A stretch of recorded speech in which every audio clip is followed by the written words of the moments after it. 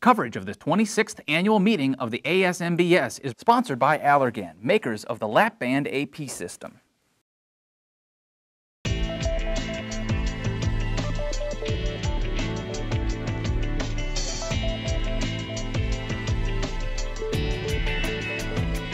Hi, this is Leslie Thompson with the Weight Loss Surgery Channel, reporting from the 2009 annual meeting of the ASMBS in Grapevine, Texas. And I'm here with Katie J., who's the director of the National Association for Weight Loss Surgery, NAWLS, NAWLS.com. Katie, thank you so much for joining us today. Thank you. I'm really grateful to be here. Now, is it NAWLS for short? Yeah, we call it NAWLS. We laugh about that. Okay. Kind of call it NAWLS. It's a relatively new organization, is my understanding. Tell me a little bit about how it came to be and really what your mission and purpose is. Well, I had weight loss surgery myself about 5 years ago. I wrote a book about my experience and felt very inspired to help others. Because as you well know, when you have weight loss surgery, the excitement, the weight loss, it's just thrilling. But then a couple of years later, it becomes a challenge for a lot of people.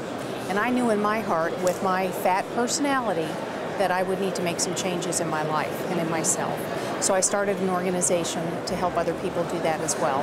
That's excellent. So what types of activities or how does NAWLS get plugged in with the community? How do you help people both individually and sort of nationwide? Well, I wanted to offer as much support as possible and make it as accessible as possible. So I have an online membership site that people can come and read information and join if they'd like. It's privately moderated, very safe, non-judgmental place to be, because patients really need that, I believe. So many people are so ashamed if they start to struggle with weight regain and that kind of thing. So I also do retreats for women who are a year out from surgery who might be struggling with weight regain, transfer addiction, any number of things. We do workshops, articles, just everything we can do to provide information. Talk a little bit about transfer addiction, because you also have a master's in social work, and so you obviously understand some of the psychology that happens behind the scenes with issues like that. How common is it in your experience, and what are some early indicators that someone may want to watch out for? Well, I think the literature shows that maybe about 7% of patients will have some kind of transfer addiction, but also the literature shows that about 70% of weight loss surgery patients have a food addiction coming into the surgery. So what happens is some people call it a hole in their soul, but there's something there. And we use food to manage our mood and all kinds of things. After surgery, you lose that coping skill.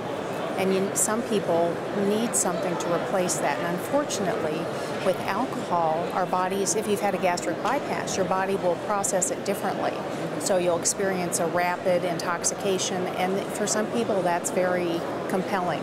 Another common one is shopping, because of course we all have to get our new wardrobes and everything. So shopping, sex addiction comes up, because here we have these new bodies and we're into relationships, and it's a whole new thing. So people do struggle, but there's a lot of hope for them too. There are things that people can do. And I understand that divorce is actually higher among postoperative patients as well.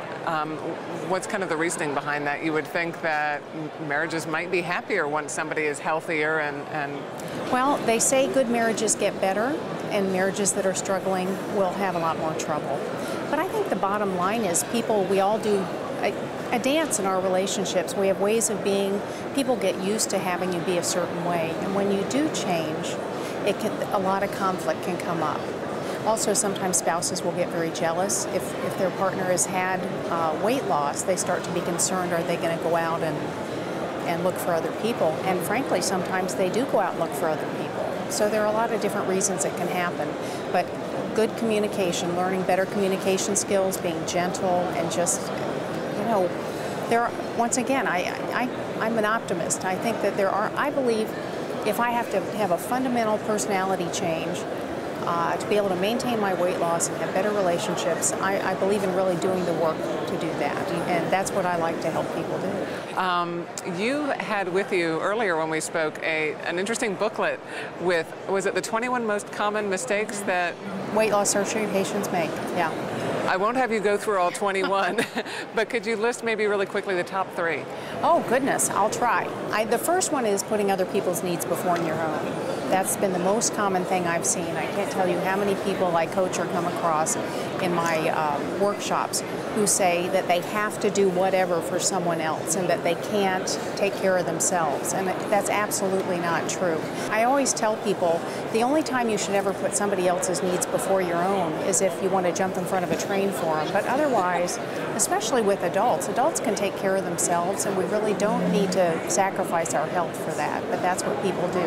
I'm totally blanking on the other ones right now. I just we'll get the booklet, and I know also from the book that you published, you said that you have daily messages that are available on the website. Is that correct? I do. It's called Daily Inspirations for Weight Loss Surgery Patients. There is a book form, but people can go to the website for free and read them every day. We post a new one every day. Excellent. And they'll be so inspired that they'll buy the book for themselves and all their friends.